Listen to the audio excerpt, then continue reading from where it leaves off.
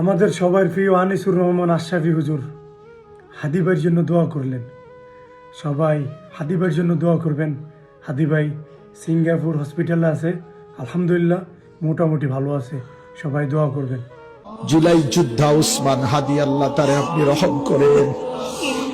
এই যুবক বড় সাহসী যুবক ছিল মাওলা। আল্লাহ দেশের জন্য বড় বজ্র কণ্ঠে বলেছিল সে মাওলা। আল্লাহ আপনি তারে ফিরায়া দেন, আপনি তারে ফিরায়া দেন, আপনি তারে ফিরায়া দেন।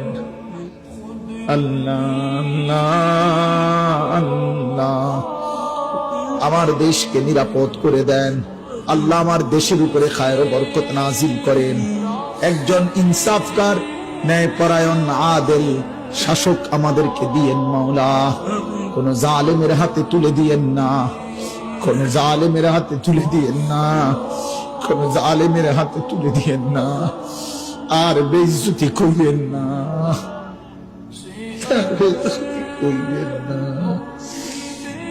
ইজ্জত নিয়ে বাঁচতে চাই, কোরআন বুকে বাঁচতে চাই, সেজদা দিয়ে বাঁচতে চাই, আপনারে রেখে বাঁচতে চাই, বিবি বাচ্চাকে ঈমান আমলের উপরে রেখে যেতে চাই।